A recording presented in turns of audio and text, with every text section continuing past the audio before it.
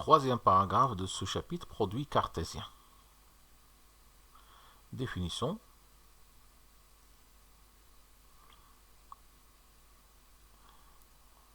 Soit n un entier naturel, non nul, et E1, E2 à En des ensembles. On associe à tout élément x1, x2, xn de E1, E2, En respectivement, pris dans cet ordre-là, un élément noté x1, x2, xn. On peut dire que cette notion-là de décrire cet élément-là comme ça entre parenthèses, c'est une généralisation de la notion de couple que vous connaissez déjà. Donc un couple, c'est tout simplement, il s'agit de considérer deux éléments dans un ordre précis, donc chacun avec sa position. Et donc c'est ce qu'on appelle couple, et dans l'ensemble des couples, c'est ce qu'on appelle le produit cartésien des deux ensembles où les deux composantes appartiennent. Et donc une généralisation, il s'agit de prendre une famille de des ensembles comme ça, E1, E2, En ordonnés, et de considérer dans chaque ensemble un élément et de construire ensuite cet objet-là de sorte que la règle suivante soit satisfaite. C'est que si vous prenez donc x1 à xn, des éléments respectivement dans A et n, et la même chose y1 à yn, ces deux objets-là qu'on a construits vont être égaux si et seulement si x1 est égal à y1, x2 est égal à y2, jusqu'à xn est égal à y1. Donc on va définir l'égalité de ces objets-là de cette façon-là. Chaque composante est égale à la composante de l'autre, la composante correspondante dans le deuxième objet. L'élément x1, x2, xn est appelé nuplet, nuplet, et x1, x2 à xn sont appelés composantes de cet nuplet. En particulier, un deuxuplet est appelé tout simplement couple. C'est ce que vous connaissez déjà. Si vous parlez de 3 uples, ça veut dire, on peut dire que c'est un triplet. Un quadruplet, on l'appelle quadruplet. Voilà, donc l'essentiel dans cette définition-là, que les éléments sont ordonnés et que vous avez cette règle pour l'égalité. Les deux objets sont égaux, ça veut dire si et seulement si chaque composante est égale dans un objet est égale à la composante correspondante dans le second objet. Ensuite de la définition, l'ensemble des nuplets x1, x2, xn, si x1 et xn jusqu'à xn varient dans leur ensemble, voilà, tel que x1 appartient à E2, à E1, x2 appartient à E2 jusqu'à xn appartient à En, s'appelle produit cartésien des ensembles E1, E2, En. Et donc le produit cartésien de E1 à En, c'est tout simplement l'ensemble de tous les inuplets qu'on peut construire à partir de ces ensembles. Il se note E1 croix E2 jusqu'à En. Si les ensembles sont tous égaux à un certain ensemble E, on note en abrégé E à la puissance n pour désigner le produit cartésien E croix E n fois.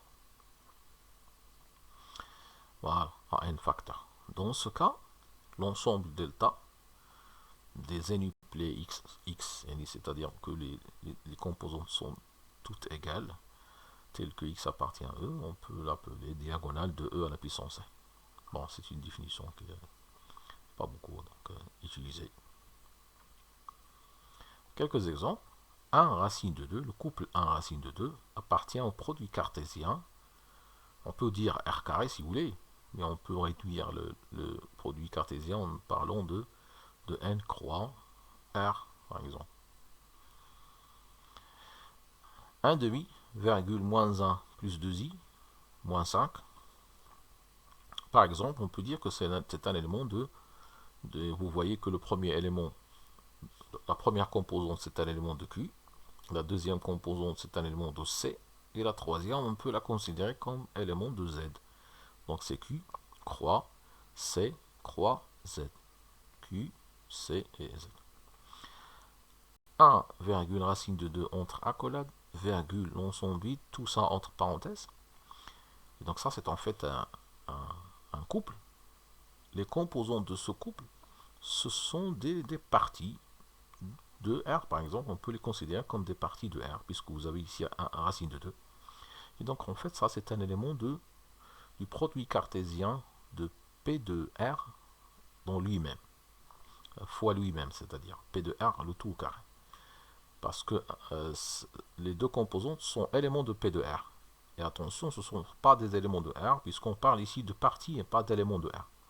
Des parties de R, et donc c'est un élément du produit cartésien P de R au carré. Quelques remarques à faire ici. On se gardera de confondre l'objet x1, x2, xn avec l'objet x1, x2, xn. On essaie de préciser les choses pour la définition. Ces deux objets-là sont complètement différents. Ça désigne l'ensemble contenant les éléments x1 à xn. Et ici, c'est le nuplet qu'on vient de définir.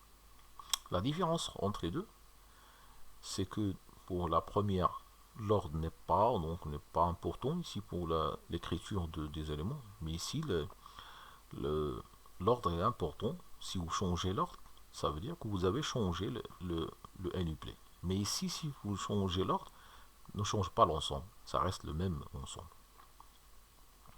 Voilà, c'est ce qu'on veut dire ici. Si on réordonne les éléments x1, x2 à xn, on obtiendra un nouveau nuplet qu'on peut l'appeler y1, y2, yn. Les yi ce sont tout simplement les xi, mais dans un autre ordre. En général, différent de x1, x2, xn. Ce nouveau élément après le réordonnement des éléments, c'est un autre objet, tandis que les ensembles sont les mêmes. Par exemple, 1, 2, 3 est égal à 2, 1, 3, comme étant des ensembles, c'est la même chose, mais 1, 2, 3, c'est carrément différent de 2, 1, 3. Il suffit de voir que la première composante est différente de la première composante. Et on a dit que pour que les triplets soient égaux, il suffit que chaque composante est égale à la composante correspondante. On convient d'identifier par exemple, c'est la deuxième remarque, on convient d'identifier par exemple l'objet x, y, entre parenthèses, virgule, z, le tout entre parenthèses. Ce que vous voyez ici, c'est en fait un couple, mais sa première composante est aussi un couple. Donc c'est un couple dont la première composante est un couple et la deuxième c'est un élément de l'ensemble. Mais on peut considérer ça comme étant exactement l'objet x, y, z. Parce qu'à la fin, ce qui nous intéresse ici, c'est que vous avez trois éléments qui sont dans un ordre bien précis. Et donc ça revient au même, c'est de considérer le triplet x, y, z, ou bien de considérer le couple avec la première composante est encore un couple, ça revient à la même chose. C'est de considérer trois éléments dans un ordre bien précis. Plus généralement, on peut identifier le nuplet x1, xn avec tout puplet obtenu à partir de celui-là par un parenthésage arbitraire. C'est-à-dire un système de parenthèses. Si vous prenez x1 avec x2 entre parenthèses ou bien ce que vous voulez, donc tu peux faire les parenthèses où vous voulez. On peut à la fin considérer que c'est la même chose que le nuplet de départ. Évidemment, il faut respecter l'ordre, il faut conserver l'ordre des éléments, parce que c'est la chose intéressante dans la définition d'un nuplet, c'est l'ordre. Par conséquent, on identifie le produit cartésien E1, croix, etc., En, avec tout produit cartésien obtenu à partir de celui-là par parenthésage arbitraire, avec conservation de l'ordre. La même idée qu'on a dit pour le nuplet, on peut le dire pour le produit cartésien. On peut identifier par exemple R carré croix R par R à la puissance 3. On peut identifier les deux objets. Bon, c'est juste donc une remarque pour la pratique. Quelques propriétés pour le produit cartésien. Pour tout ensemble E1, E2, EAEN, EFGH, E1 croix, etc. à EN est égal en son vide, si et seulement si E1 est égal en son vide ou, etc. EN est égal en son vide. C'est-à-dire que le produit cartésien est vide si au moins l'un des ensembles EI est vide. Parce que s'il y a une composante, un ensemble EI qui est vide, c'est-à-dire que la composante correspondante va rester vide, donc on ne peut pas construire le NUPLAY correspondant. Voilà, tant qu'il y a un ensemble qui est vide, donc on peut construire aucun NUPLAY, donc le produit cartésien vide. Voilà, donc ce qui est équivalent au fait qu'il existe un K entre A et N, tel que K est égal en son vide. E croix F union E croix G, on peut dire que c'est égal E croix F union G. Et donc c'est une propriété qui est toujours vraie, mais à condition que, comme vous voyez, qu'il y a un ensemble qui se répète dans les deux produits cartésiens. Et il se répète dans la même position. C'est-à-dire soit il se répète à gauche ou bien à droite. Ici on parlait de produit de 2. Voilà, donc on peut, si vous voulez, factoriser par E. La même chose, si vous avez l'élément qui se répète à droite, on peut factoriser à droite. Et toujours, il faut garder la position de G. Il ne s'agit pas de factoriser par G et le passer à gauche, parce que, comme on a dit, donc l'ordre est important. E croix F inter G croix H, c'est une propriété qui est plus puissante que la première pour la réunion. C'est-à-dire ici, on n'a pas besoin d'avoir un ensemble qui se répète dans les deux produits cartésiens. On peut dire directement que ça donne E inter G, croix F inter H. Donc chaque composante s'intersecte avec la composante correspondante. Voilà. Et donc voilà. Donc là, pour la réunion, il faut avoir un élément qui se répète. Ici, il suffit de faire directement l'intersection. Par exemple, on prend R croix 1, union R croix Z-, c'est égal à, puisque ici on part d'un réunion, et on a donc le R, il se répète à gauche, donc c'est bien, on peut factoriser R croix, et vous prenez la réunion de N avec Z-, c'est Z comme vous connaissez. Si vous prenez N croix Z inter 2Z croix R+, on a ici l'intersection, donc on n'a pas besoin d'avoir un élément qui se répète. Donc directement, on va écrire que c'est l'intersection de N avec 2Z, croix l'intersection de Z avec R+. Et l'intersection de N avec 2Z, c'est 2N. Parce que 2Z, c'est l'ensemble des entiers pairs qui sont positifs ou bien négatifs. Mais si vous prenez l'intersection avec N, ce qui va rester, c'est les entiers pairs positifs, c'est-à-dire 2N.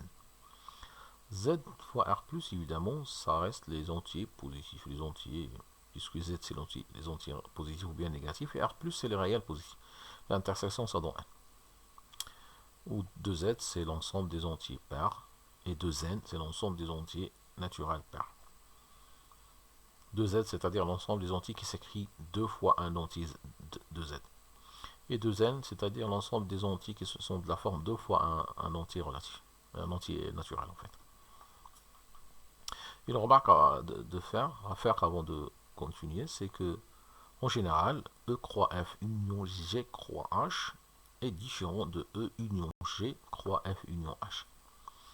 C'est-à-dire si vous n'avez pas d'éléments qui se répètent, il ne s'agit pas d'écrire E union G, la première composante réunion avec la première et la deuxième réunion avec la deuxième. C'est pas vrai en général. Il suffit de donner un contre-exemple en prenant R plus croix R plus union R moins croix R moins. C'est différent de R plus union R moins croix R plus union R moins. En faisant R plus union R moins et R plus union R moins. Ce qui est à droite ici, c'est R au carré. Parce que R plus union R moins, c'est R. Ça, c'est exactement R au carré, c'est-à-dire l'ensemble de tous les couples possibles d'éléments de R. Mais ici, en fait, un élément qui appartient à cette réunion-là, il est soit ici, donc soit un couple avec des composantes positives, ou bien un couple avec des composantes négatives. Et donc c'est clair qu'on n'a pas tous les couples possibles. Donc vous avez une inclusion dans ce sens-là, une inclusion qui est stricte.